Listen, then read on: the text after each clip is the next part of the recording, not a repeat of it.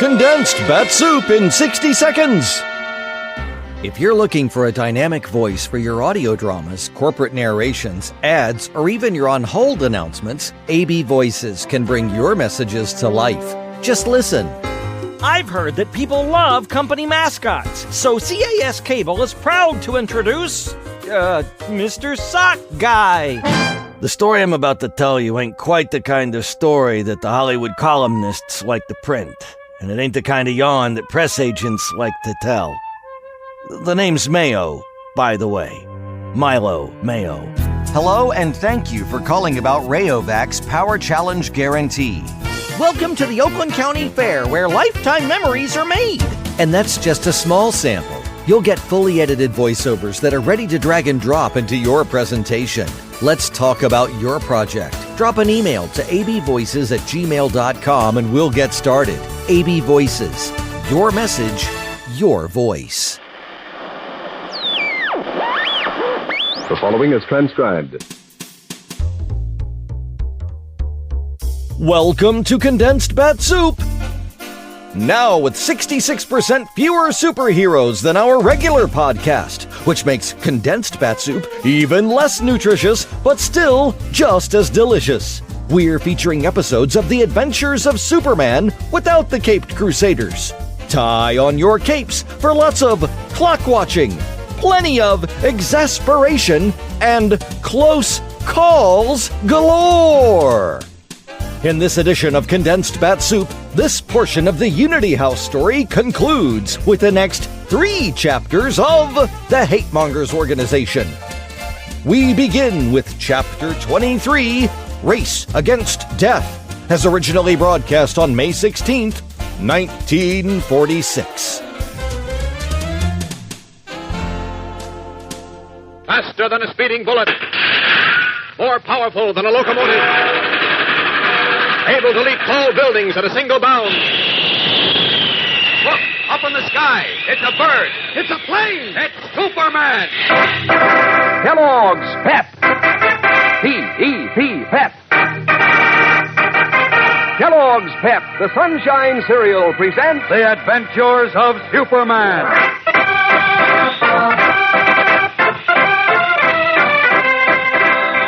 Today, as Jimmy Olsen's urgent note to Clark Kent rests crumpled and unheeded in the home of the organ grinder, the young reporter himself seems destined to become the next victim of Frank Hill and his gang of hate mongers.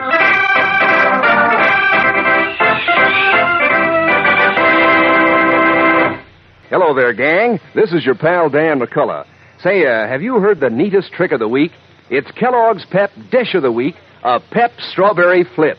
And is it a neat trick for breakfast? Now, here's how it goes.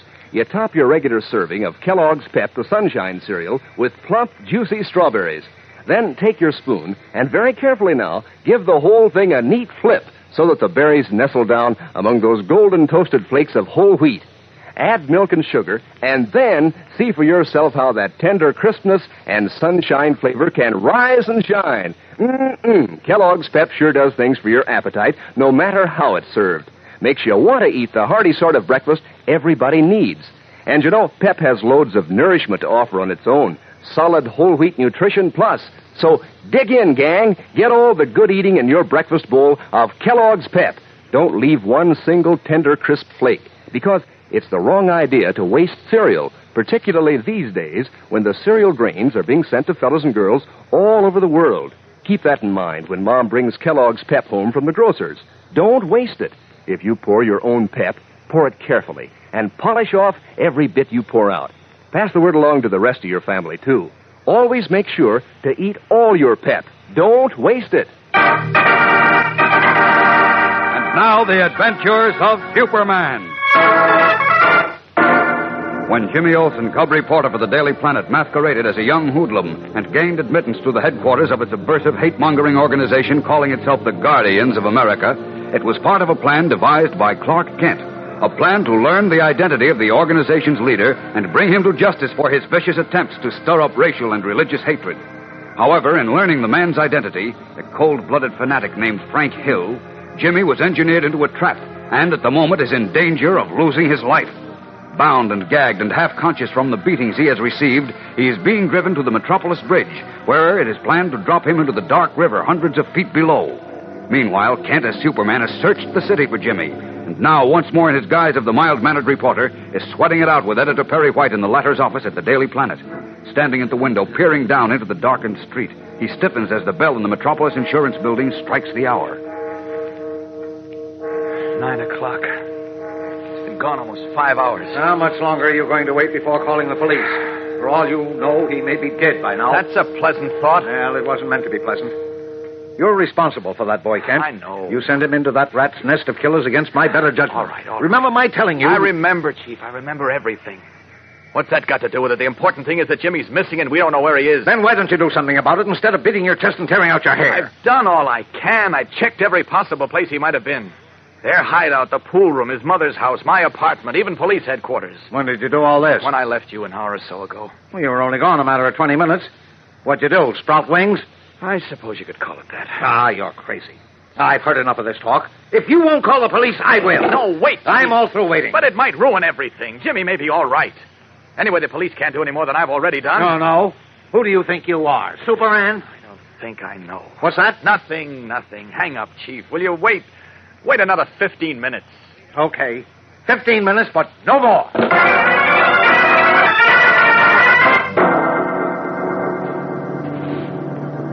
Better take a look at him, Carl. See if he is all right. Who cares? Take a look. Okay. Going the ride, Olsen? He doesn't answer. I think he's got something in his mouth. Too tight, that gag, too tight. So what? Hill wants it to look like he drowned. We are supposed to take the ropes and the gag off him before we toss him over, in case the tide does not carry him out as they pick up his body. He's still alive. I can hear him breathing. Oh, turn right here and take the causeway. It's shorter. How long do you figure it will take us to get to the bridge? 15 minutes. No more. Roaring into the darkness, the black sedan carrying Jimmy Olsen to his death heads for the Metropolis Bridge, 15 minutes away. The same 15 minutes Clark Kent and Perry White have agreed to wait before calling in the police. Meanwhile, far across the city, in what passes for the parlor of a poorly furnished three-room apartment deep in the slums, the one person who has it within her power to save Jimmy's life is seated in a chair mending the pocket of her father's coat. She is Maria, the daughter of the organ grinder, to whom Jimmy dropped a message when he was locked in a room of Frank Hill's penthouse headquarters. A message the old Italian could not read. And now, as the car carrying Jimmy draws closer and closer to the bridge, the message itself on a tiny scrap of paper is crumpled in an ashtray at Maria's elbow, discarded after she had found it in her father's pocket. From the kitchen of the flat, a cheap alarm clock ticks the time away, time that is so precious to Jimmy. Finally, the mending job is finished. Putting the coat aside, Maria happens to glance at the ashtray. Something impels her to reach for the scrap of paper, unfold it, and read the message again, her lips shaping the penciled words softly.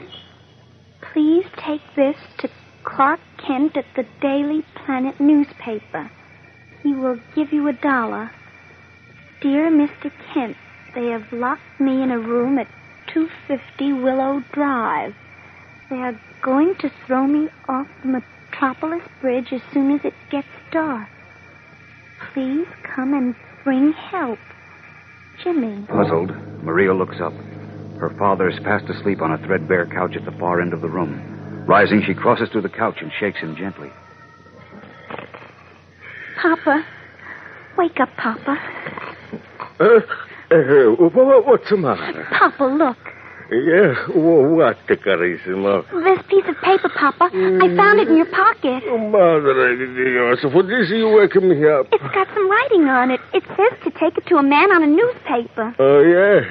Is that so funny? Where'd you get it, Papa? It's a wrap around the 2 bits the fellas a drop from a window. Where? Well, I forget, a big apartment in the house. On Willow Drive, maybe? Yeah, that's it, to Willow Drive. A man dropped it from a window? Yeah, with the 2 bits. Hey, what does she say, the paper? It says he needs help. He's locked in a room and they're going to throw him off the bridge. Hey, what's that? Are you sure? That's what it says. I'm going to go downstairs. What for? I'm going to call this man Clark Kent and tell him. I'll be right back.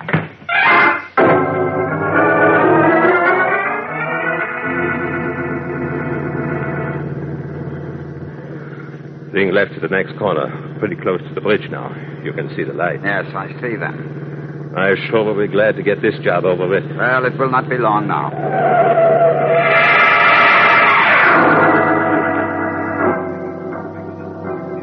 5 more minutes, Kent. I'll take your word for it, Chief. You don't have to announce it minute by minute. You know, Kent, sometimes I think you're a fool, and sometimes I think you're a genius. All right. Here you are, eating your heart out because Jimmy Olsen's missing. Instead of doing something about it, you wait. That may be Jim. Hello. I'd like to talk to Mr. Clark Kent. This is Clark Kent speaking. Oh, my name is Maria D'Angelo. My father came home with a piece of... Hello? I'm sorry, I can't hear you. Can you talk louder, please? I said my name is Maria D'Angelo. Yes? What is it, Kent? I don't know yet. Yes, go ahead. My father's an organ grinder. You know, with a monkey. Yes? He came home from work a couple of hours ago with a piece of paper that had a message on it. A message? Yes, it has your name on it. It's from someone named Jimmy. Jimmy. Good Lord. Kent, what is it? Wait, Chief, please. What does the message say, miss? Do you want me to read it to you? Yes, please. It says, please take this to Clark Kent at the Daily Planet newspaper. He will give you $1. Then it says, dear Mr. Kent, they have me locked in a room at 250...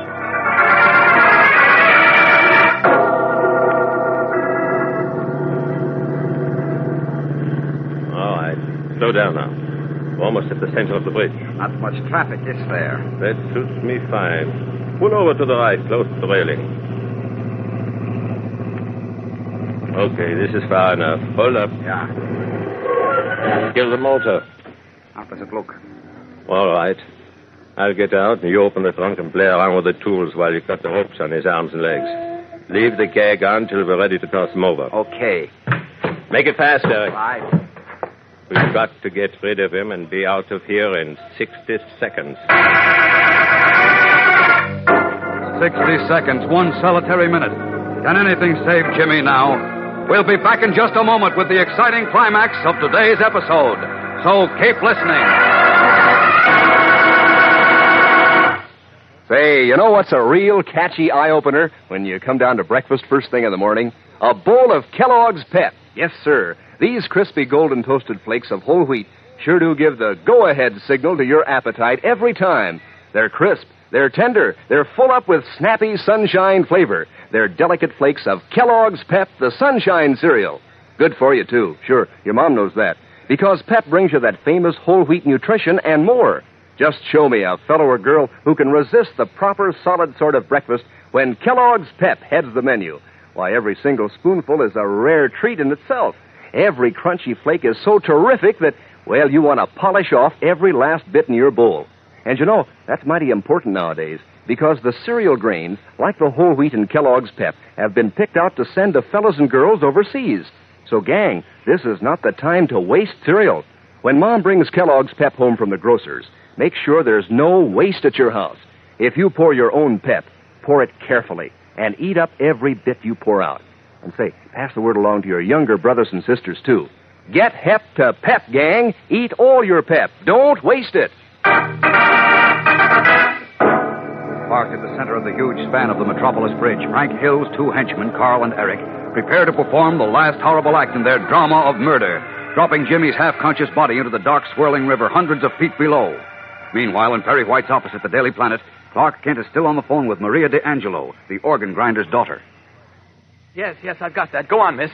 Then it says they are going to throw me off the Metropolis Bridge as soon as it gets dark. Great Scott. Kent, what is it? Do you want me to read the rest? No, that's enough. Thank you. Now, look here, Kent. Don't bother me now, Chief. I've got to go. Oh, no, you don't. You come back here. Let go of my arm. You're not leaving this office until you tell me... Let go of my arm, I said. I don't care what you said. Once and for all, I'm going to have to do something drastic, something I don't want to do. You can do anything you want, except... All right, here goes. Ooh.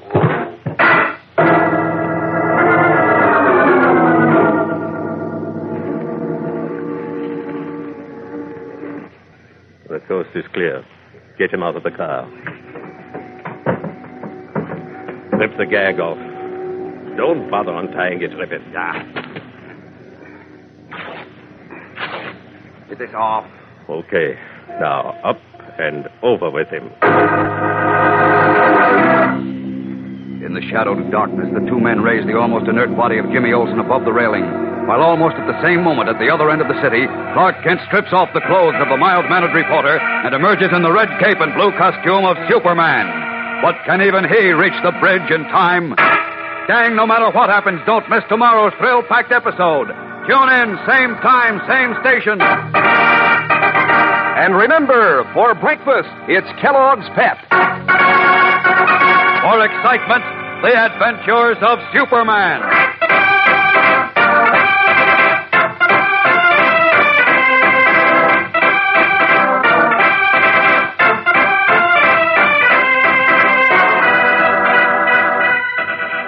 Superman is a copyrighted feature appearing in Superman DC comic magazines and is brought to you Monday through Friday at the same time by Kellogg's Pep, the Sunshine Cereal.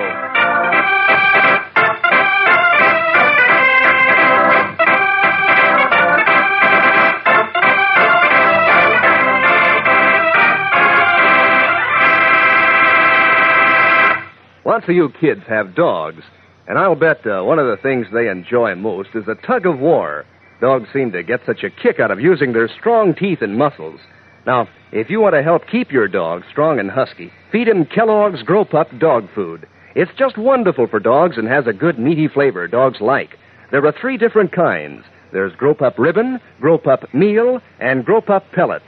Ask your mother to get Kellogg's Grow Pup today and see if your dog doesn't gobble it right up. And be sure to be with us tomorrow for the thrilling adventures of Superman. This is the Mutual Broadcasting System. And now, faster than a speeding bullet, Condensed Bat-Supe proudly presents Chapter 24 of the Hate Mongers Organization storyline, as originally broadcast on May 17th, 1946. Faster than a speeding bullet. More powerful than a locomotive. Able to leap tall buildings at a single bound. Look, up in the sky. It's a bird. It's a plane. It's Superman. Kellogg's Pep. P-E-P, Pep.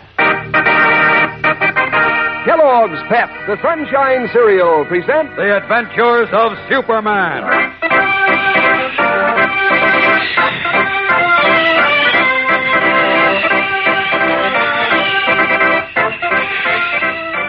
Today, as the malevolent followers of Frank Hill smile in their anticipated triumph over Jimmy Olsen, one hope for the young reporter remains, and that hope springs from the Man of Steel.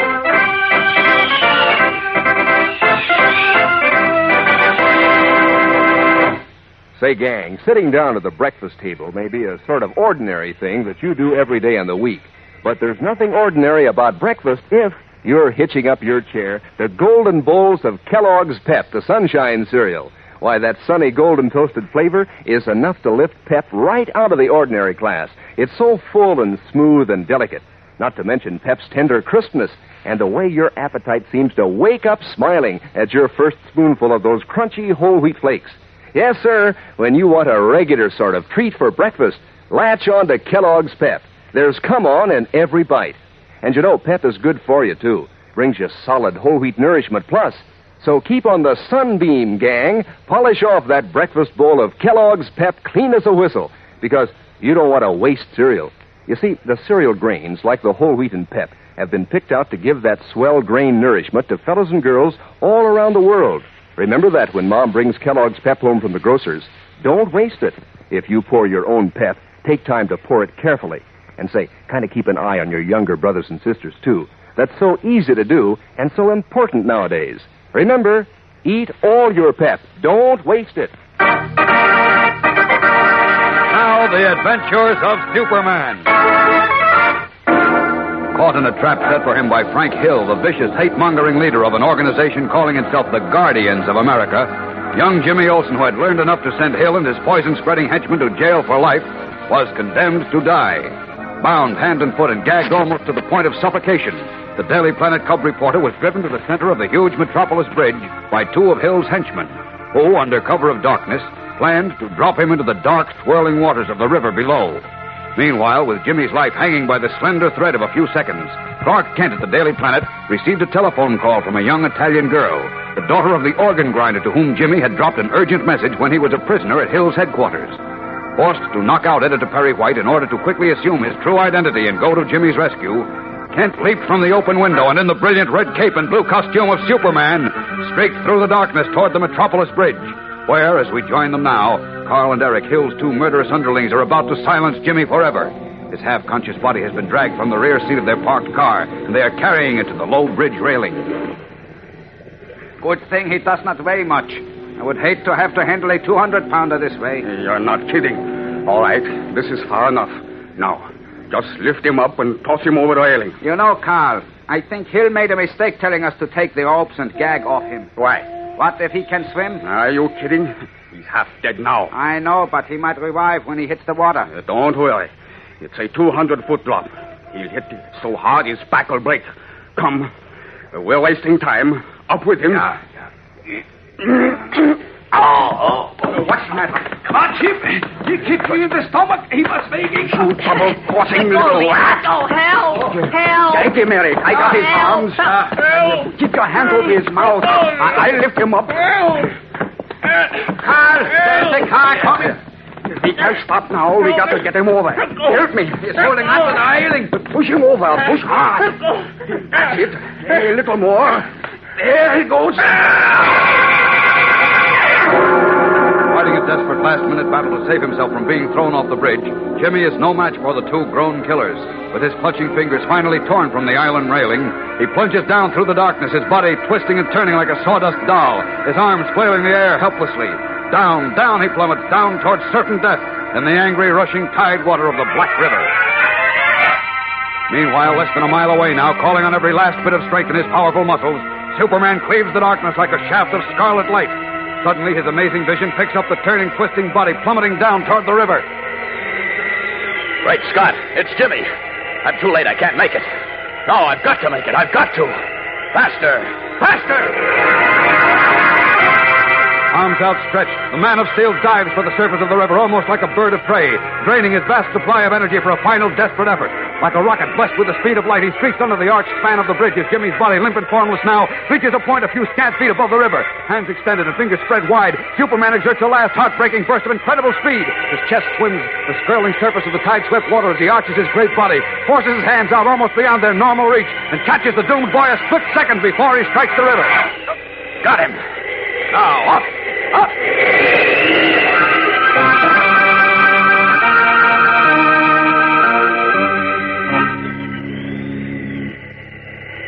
It's all right, Jim. Everything's all right now. Poor Kitty passed out. Easy, boy, easy. Help. Help. You don't need help anymore, Jim. Everything's all right. Where am I? Flying over Metropolis. I'm dead. I'm going to heaven. Oh, no. Not quite yet, Jim. Then, Superman, it's you. Who else do you know who can fly without an airplane? I thought maybe you were an angel, and Bleeps, you saved my life. They threw me off the bridge. Let's not talk about that now. We have work to do. What did you learn at the Guardian's headquarters, Jim? Evidently enough to force them to get rid of you. I learned everything. The head guy's name is Frank Hill. Frank Hill? He's got sort of dirty blonde hair and little pale blue eyes. And his fingers are long and thin and white like milk snakes. That's not a very pretty description. He's not a very pretty guy. Well, he'll be a lot less pretty when I get through with him. You going to grab him now? He's anywhere within reach. He wasn't at the penthouse apartment an hour ago. Gosh, were you there? Yes, there and a lot of other places looking for you. You had us all worried. Uh-oh, there's Willow Drive below us, Jim.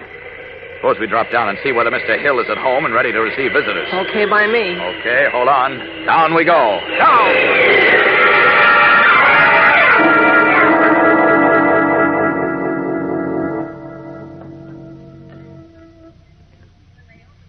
Quietly, Jim. Don't trip over anything. There are some potted plants on this terrace. I'm watching. Are you sure he's home? Yes. And so are the two characters who dropped you off the bridge. Where? They're going to be surprised. Before that, they're going to be frightened. Frightened? Mm-hmm. What do you mean? I'll show you. Easy now. Go through this door if it's unlocked. You could go through it locked. Too noisy. Good.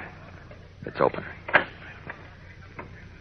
Go ahead, Jim. Inside? Yes. Keep your voice down. Boy, sure is dark in here. They're close to me. Here, take my hand. Okay. Now where are we going? They're all in what I suppose is Hill's office next to the foyer. Has it got a black velvet curtain stretched across one end of the room? Yes. That's it. That's the curtain he stands behind when he talks to people. Watch it. I'm going to open another door to the hall. There's a light out there. I know. Come on. Hear their voices? Yeah. That door at the end of the hall, just before you get to the foyer, leads into Hill's office. So I see. Oh, I'm sorry. I keep forgetting about your X-ray vision. Wait a minute. Careful now. I don't want them to hear us. Better hold up. What are we going to do? Frighten them first and pounce on them later. Well, how can we frighten them? You can. They think you're dead floating down the river. People like that, narrow-minded, bigoted, hateful people, are usually superstitious. Ignorance and superstition go hand in hand. Anyone who believes as they do that men should be judged by the way they worship God is as ignorant as a jungle savage. You mean you want him to think I'm a ghost? That's the idea, Jim. I'll open the door and you just stand there, blank-eyed. Okay. Are you ready? Yeah. Here goes. Flinging open the door to Frank Hill's office, Superman steps aside, and Jimmy advances to the threshold, arms dangling and eyes staring blankly into the room. We'll be back in a moment for the amazing and surprising climax to today's episode. So keep listening.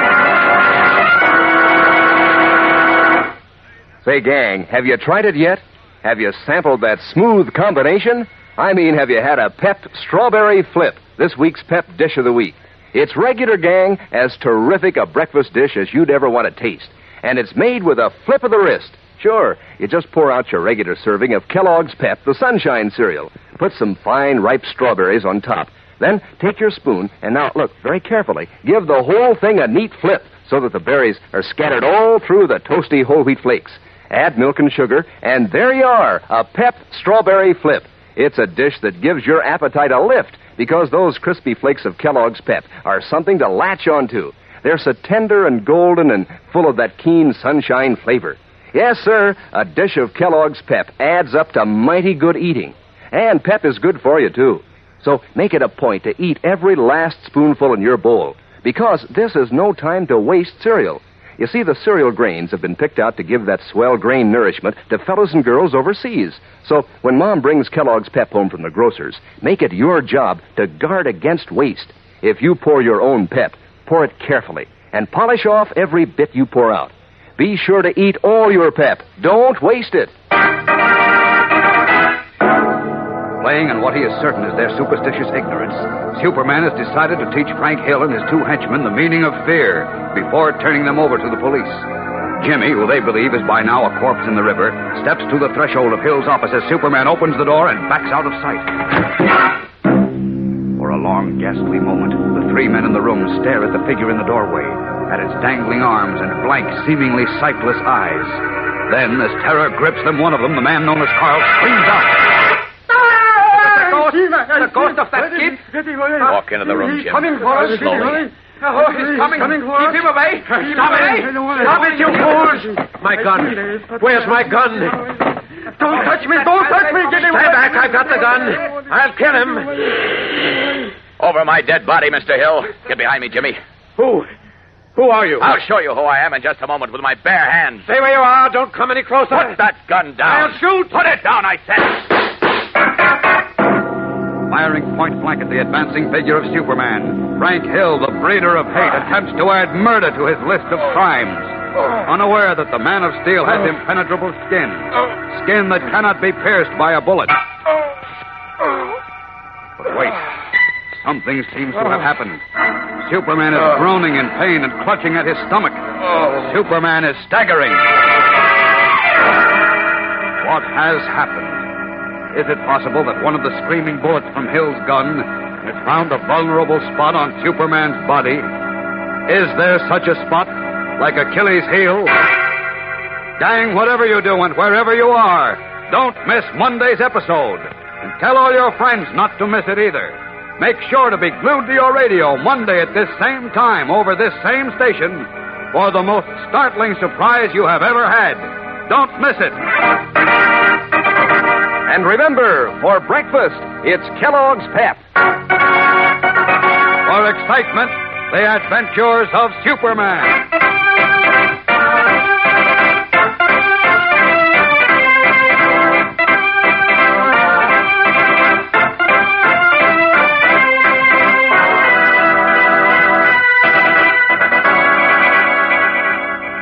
Superman is a copyrighted feature appearing in Superman DC comic magazines and is brought to you Monday through Friday at the same time by Kellogg's Pep, the Sunshine Cereal.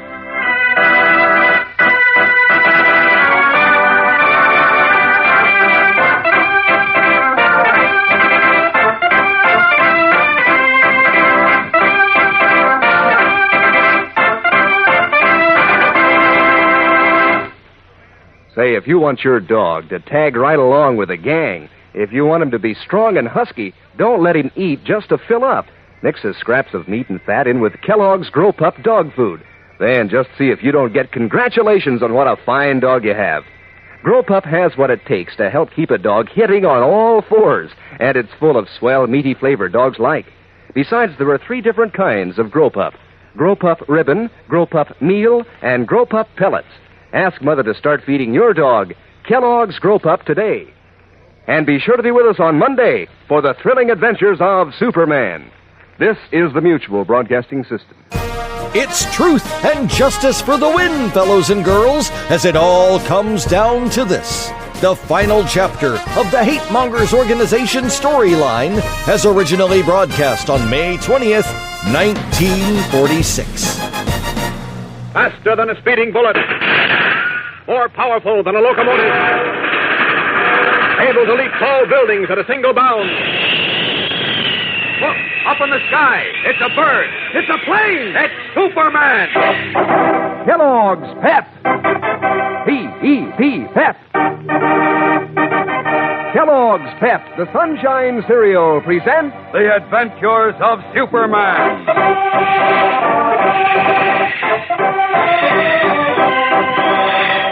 Today, a big surprise awaits the hate monger, Frank Hill, as he attempts to escape from justice and the Man of Steel with a blazing gun.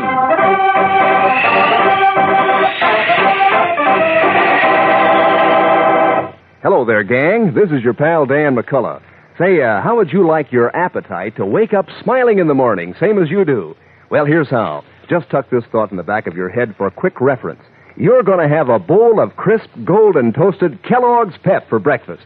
Yes, sir, Pep is called the Sunshine Cereal. It's so sunny and golden, what gives your appetite the old come-on every time. Each tender whole wheat flake is a treat to look at. Crunchy and toasty, really terrific. And talk about flavor. Kellogg's Pep is loaded with smooth, sunshine flavor. No kidding, gang. Pep is just about the most delicious dish you'd ever want to taste. Good for you, too. Sure, your mom knows that. So keep on the sunbeam. Eat up every single spoonful of Kellogg's Pep in your bowl. Keep in mind that nowadays the cereal grains are being sent to fellows and girls all over the world. So you wouldn't want to waste Pep. When Mom brings Kellogg's Pep home from the grocer's, make yourself a committee of one to help guard against waste. If you pour your own Pep, pour it carefully and polish off every bit you pour out. Pass the word along to the rest of your family, too. Remember, eat all your Pep. Don't waste it. And now, the adventures of Superman. Saved from certain death in the dark, tide-swept waters of the Metropolis River, young Jimmy Olsen and his rescuer, Superman, hurried to the penthouse headquarters of the so-called Guardians of America, the subversive, hate-mongering organization responsible for the attempt on Jimmy's life, as well as a dozen other acts of violence. Bursting into a room where Frank Hill, leader of the organization, was conferring with Carl and Eric, 2 of his henchmen, Superman demanded their surrender. But Hill, unaware that he was faced by the Man of Steel, pulled a gun and fired 3 shots point blank. Expecting the bullets to bounce off Superman's impenetrable skin, Jimmy was unconcerned when the shots rang out. But then, suddenly, something startling happened. Superman moaned in pain, clutched at his stomach, and swayed unsteadily on his feet. Stunned, Jimmy was speechless. Not Frank Hill. Quickly, he barked an order. Carl! Eric, he's hit! Grab him! Not so fast, gentlemen. Let's see what happens when I knock your thick heads together like this. Oh! Good heavens. My, they sound hollow, don't they, Jim? Superman, are you all right? I'm fine, but these 2 specimens are out cold. Now, Mr. Hill, it's your turn. Stand back. You can't fool me. You were hit. Quite right. 2 of the bullets struck me in the chest and the third in the stomach, but they bounced off. I heard you moan. I saw you stagger and grab for your stomach. Just a little act to draw off your 2 boyfriends. I was afraid if I went for you, they might go for Jimmy. Evidently, you don't know who I am. I don't care who you are. You're not leaving this room alive. Come again, Mr. Hill. And that, I believe, empties your gun. Yes, empty it is. Incredible. Impossible. Maybe you can figure it out while you're cooling your heels in jail. No, you're not going to get me in jail. You've got nothing on me. We've got everything on you, Hill. Everything, including the kitchen sink. Attempted murder, assault, arson, impairing the morals of minors, enough to send you behind bars for life. And on top of all that, we've got a little personal grudge to settle with you. We don't like people who push other people around. We don't like people who spread hatred and suspicion. I was only trying to protect America from foreigners. Go on. You know America was founded by what you call foreigners. Right, Jim.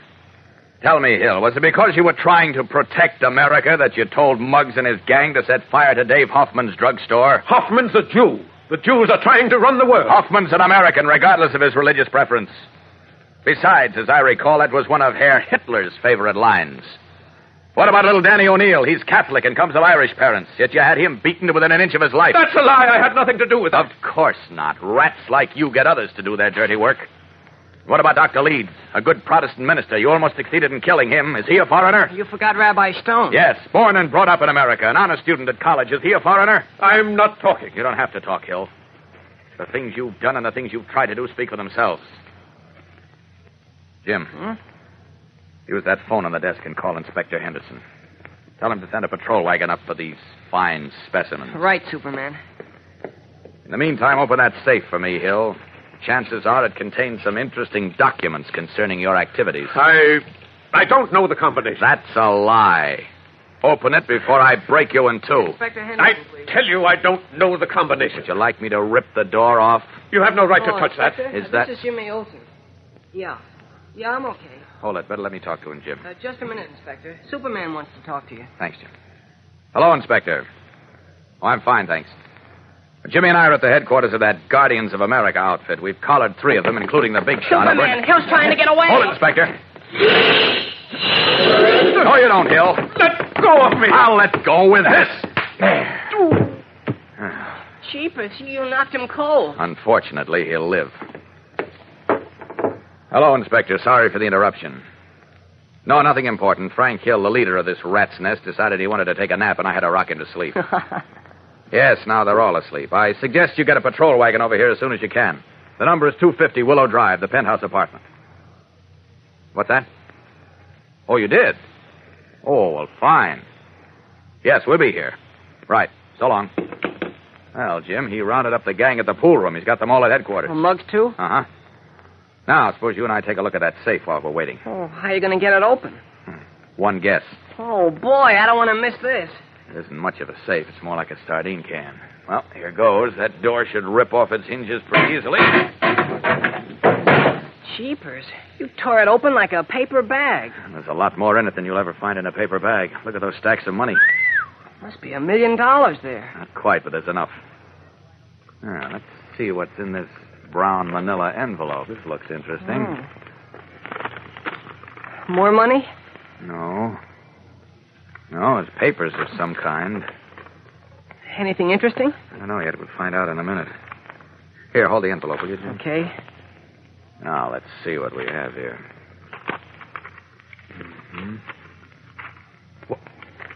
Great Scott. Oh, what is it? Jim, we've stumbled on something amazing. Call Inspector Anderson back while I look through this stuff. Tell him to have all the kids in that pool room gang in his office. I want them all on hand when we bring Frank Hill in. I've got something to tell them and something to show them.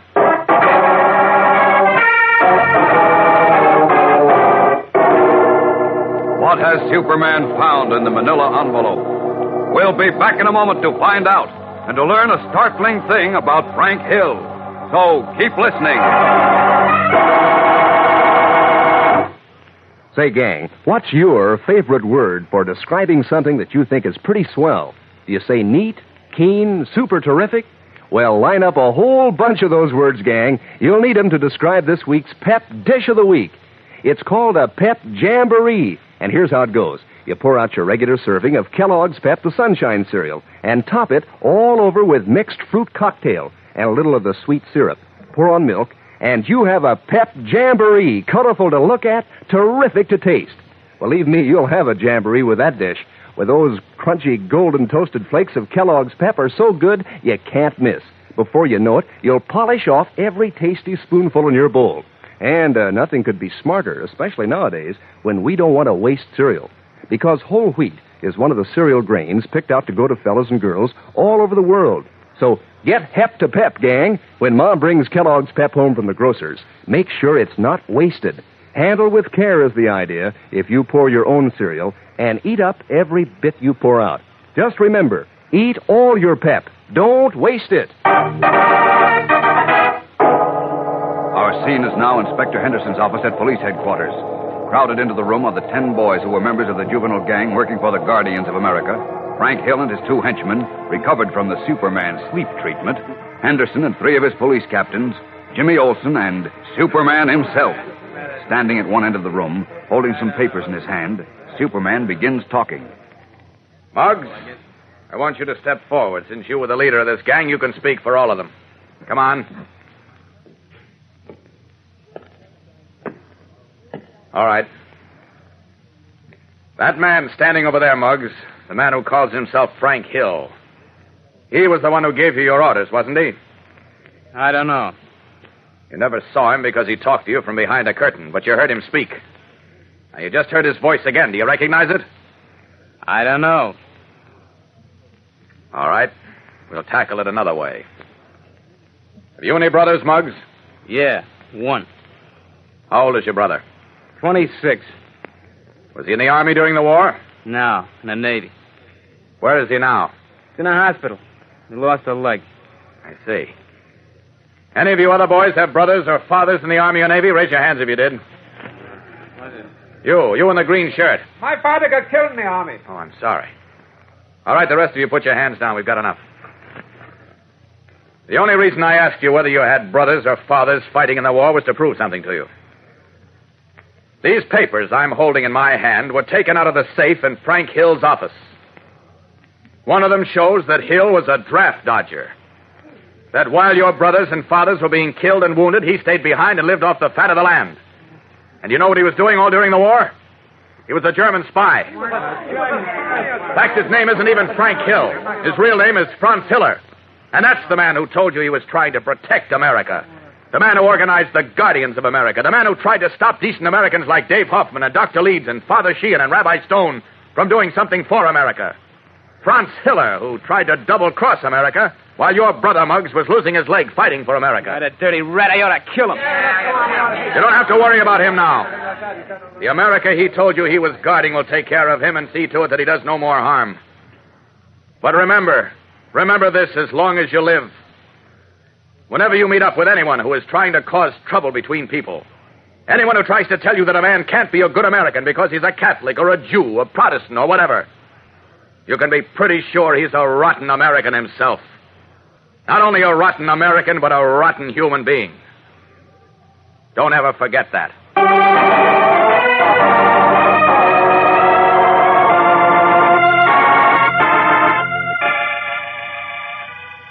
Honest, Miss Lane, it would have done you a heart good to hear Superman tell those kids a thing or two. I thought they were going to tear that guy Hiller into 100 pieces. And you know what? What, Jim? After they took Hiller out of Inspector Henderson's office, Muggs made a speech to the kids and told them that to make up for all they'd done, they had to go out and raise money to help build Unity House. How do you like that? Gee, that's fine, Jimmy. And I'm glad it's all over, but I really haven't time to listen anymore. I'm scheduled to make a speech at the opening rally for Henry Marshall tonight. Oh, he's the district attorney, isn't he? Yes, he is. He's running for mayor against Martin Higgins, and he's got to be elected, Jim. Higgins is a corrupt politician supported by the gangster interest. Oh, can I go along with you? Sure, all right. We better get going in a few minutes. We can stop off and have a bite somewhere. All right. Oh, excuse me, Jim. Sure. Lois Lane speaking. Miss Lane? Yes? I'm just calling to tell you that if you don't want to get hurt, you'll stay away from that Marshall rally tonight. What's that? You heard what I said. Stay away from that Marshall rally or you'll get hurt and hurt bad. An unidentified voice and a cryptic warning. Will Lois heed the warning, or will she attend the rally for Henry Marshall, the honest, gang-busting candidate for mayor of Metropolis? Fellows and girls, this is the beginning of a new Superman adventure, even more exciting than the one just concluded. So don't miss tomorrow's episode, when Lois and Jimmy find themselves involved with people who stop at nothing, not even murder. Tune in tomorrow, same time, same station. And remember, for breakfast, it's Kellogg's Pep. For excitement, the adventures of Superman. Superman is a copyrighted feature appearing in Superman DC comic magazines and is brought to you Monday through Friday at the same time by Kellogg's Pep, the Sunshine Cereal.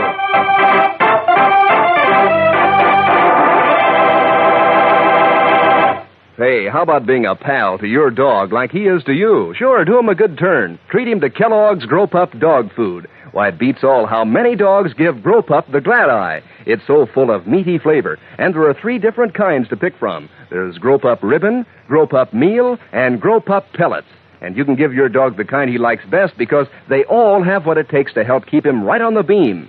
For lots of muscle, for strong bones and teeth, ask Mother to base your dog's diet on Kellogg's Grow Pup every day. And be sure to be with us tomorrow for the thrilling adventures of Superman. This is the Mutual Broadcasting System. And now it's time for a Condensed Bat-Supe extra helping. Because what's a 3-course meal without a little dessert? We're pleased to present the only surviving episode from the short-lived mystery show, It's Murder, which starred Superman's own Lois Lane, Joan Alexander, as the niece of a criminologist who solved homicide cases.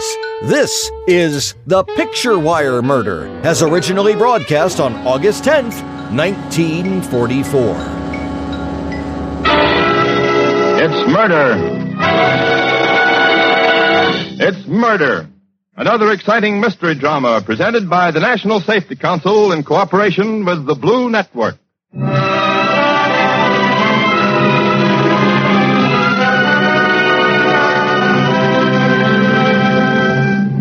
Tonight we follow the eminent retired actor and amateur criminologist Rex A. Starr as he and his niece, the Broadway columnist Joan Adams, go to an artist colony in Maine to spend a peaceful vacation and find that death is no respecter of peaceful ambitions. It is late morning of a clear July day, and we find Rex and Joan hurrying along the quaint and colorful main street of the tiny town. Joan, I can't persuade you to give up this fantastic idea. You don't know the first thing about sketching. I don't have to. I'm full of inspiration. Oh, here's Jonathan Bixby's art supply store. Let's get that sketching pad and pencils. Rex, before we go in, one favor? 2, if you'll forget you're a female Da Vinci. Listen, if Jonathan gets off on his favorite subject, you know, he thinks all artists are bad. Don't argue with him. I don't want to lose a minute before getting to work. Okay. I feel genius pounding at my temples. I hope it doesn't give you a headache. Hello, Jonathan. Oh, good morning, Miss Adams. Mr. Starr. Good morning. Nice to see you. Perhaps you won't be when you learn what's just happened to my niece. Huh? Don't pay any attention, Jonathan. Uncle Rex just doesn't understand the impulse to create beauty. Have you got it, Miss Adams? Powerfully. All I need is a sketching pad and pencils. Oh, I'm sorry to hear that, Miss Adams. I got thinking of you as different from the strangers that have sullied this respectable town. Oh, I don't hate 'em, Mr. Starr. I feel sorry for 'em. Heading for perdition. Besides, I have to make a living. Oh, thank goodness we've come around to that. Now about the sketching pad and pencils. Yes, all right, Miss Adams. Oh, by the way, did you print that piece I give you for your column? Oh, for pity's sake, Jonathan, I forgot all about it. What piece, Joan? Oh, just a bit of scandal that Jonathan picked up. About what? Here's the pad and pencils, Miss Adams. Thank you, Jonathan. That's fine. Dad! Dad! Well, what's the matter, Annabelle? Oh, something terrible's happened. Well, stop crying and tell me. I was walking along the beach, and I came to the part that I thought was deserted, and I saw an easel standing there, so I walked over. And there on the beach, his face buried in the sand, was Mark Turner. Mark Turner, the illustrator? Yes, he's dead. He was murdered.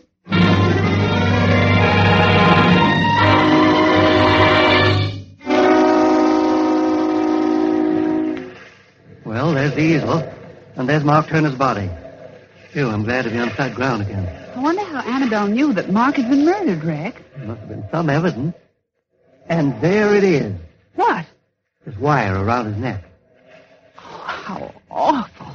Now, why should anybody want to kill Mark Turner? He minded his own business. I don't know.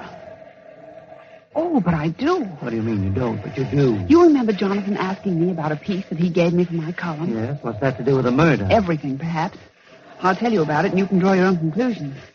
First, you know that Mark married Felice Morgan about 5 years ago. Of course. Felice used to be his secretary, That's and right. she and Mark were incurably happy. They weren't. What? According to Jonathan, Felice and Mark had been on the Alps for more than a year. I don't believe it. They were two of the most loving lovebirds I've ever seen. An act, my dear uncle, to protect Mark's pride. Nonsense. Actually, Felice was madly in love with Paul Bradford, the playwright. Now, look here, Joan. I know Paul Bradford, too, and if anything like that had been going on, I'd have seen it. Maybe, maybe not. At any rate, Jonathan's story goes like this. Felice wanted a divorce from Mark, so she could marry Paul. I can't believe it. Well, Mark would have none of it, naturally. And then Felice and Paul were furious, not to mention frustrated. Where did Jonathan pick up that fabulous yarn? Paul told him the other night. Paul? He came into Jonathan's store, drunk, and said he had to talk to somebody he could trust. Somebody you could trust, eh? That's beside the point, Rex. Mark's been murdered. What do we do about finding the murderer? Well, I suppose I'll have to give that fable some credence. Come on, we'll climb back into town and have a talk with the writer.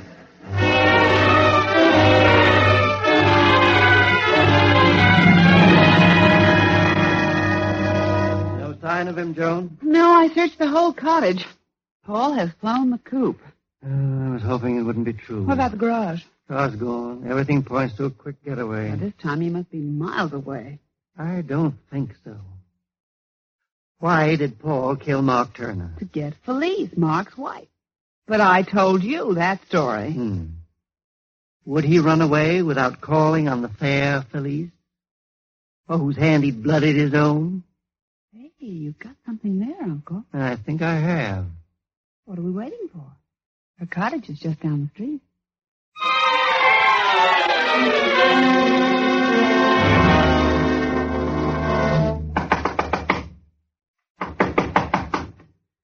No answer, Rex. Let's open the door and rush them. Yes, if they're still there. One of them's here. Look. Where? Over there, by the window. Good heavens, Billy. She's dead. Rex, is that picture wire around her neck? Yes. Why should Paul kill Felice, too? I don't know. Joan, here. Read this note in the typewriter. See. To whom it may concern. What? This is really a bad typing job. Worst I've ever seen. Obviously done by an amateur. Rex, this is a suicide note. So it seems. And it tells the whole story. Felice strangled her husband, Mark Turner, with picture wire while he was doing an oil on the beach. She had to get rid of him so she could marry Paul Bradford. But when she told Paul what she'd done for him, the ingrate refused to have anything to do with her. Felice couldn't go on living, and so she killed herself in the same way she killed Mark. Well, this solves our case, Rex. Not quite. There's some paintings on these walls that might fascinate you. What kind? A woman with her face cut off. With her face? Are you kidding? Look at those paintings. Somebody's cut off all their faces. That's what I said, remember? But why would anybody want to do that? I don't know. I'm going to have a look around the studio. I'd like to know who the woman in those paintings is. How do you know it's the same woman? Look, Joan. Is that a birthmark or a slip of a brush? It's a birthmark, Rex. It's on each picture in the same place. Ah. Did you find something? Only the answer, my dear. Here, this canvas is standing against the wall, evidently overlooked. Has it got a painting on it? Uh-huh. It's a picture of Annabelle. Annabelle? Annabelle Bixby, Jonathan's daughter? Correct, Joan. And that telltale birthmark hasn't moved an inch. But I don't understand. When we don't understand, Joan, we must look for an explanation.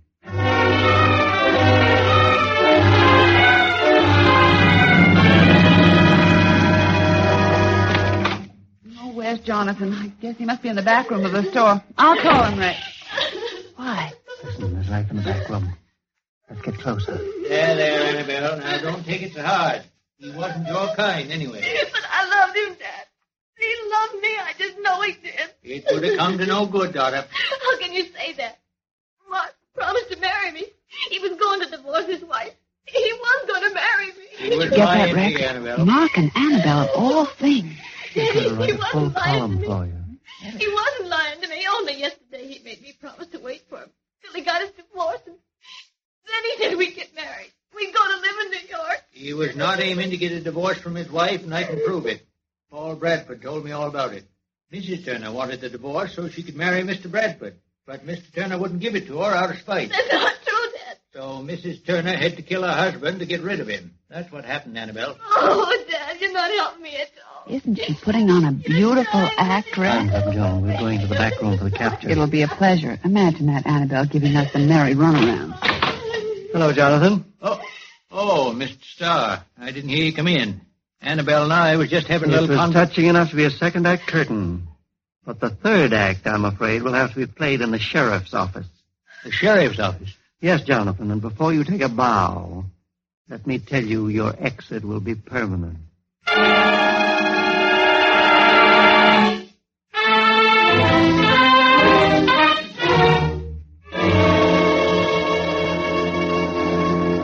Rex, will you sit still, please? Now, how can I sketch you if you keep fidgeting like a Mexican jumping bee? When I'm restless, I fidget. What are you so restless about?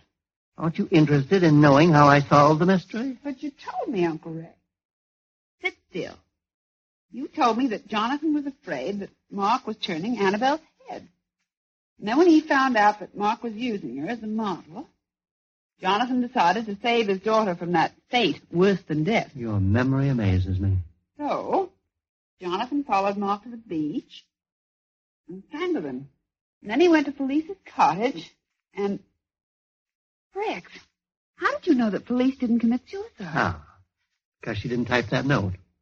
Remember how badly typed it was? Yes. Well, Felice was Mark's secretary before he married her. And Paul Bradford is a writer and also an expert typist. Exactly. So it couldn't have been him or Felice. You reason well, my dear. But how did you know Annabelle wasn't the murderer?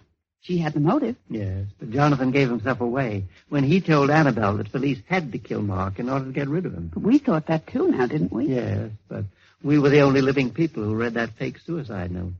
We and the picture wire murderer who wrote it. Oh. Tricky, aren't you? All right, Rex. Let's get on with the sketch. What do you expect to do with that masterpiece if you ever finish it? Hang it up on the wall? With picture wire, huh? Mm. Why, Uncle Rex, you're horrid. You've just murdered the genius in me.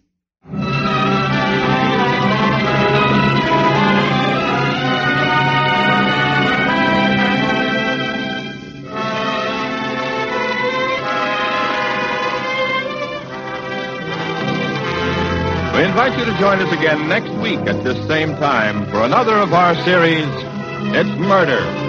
Tonight's story was written by Stedman Coles and directed by Stuart Buchanan. This is George Gunn speaking.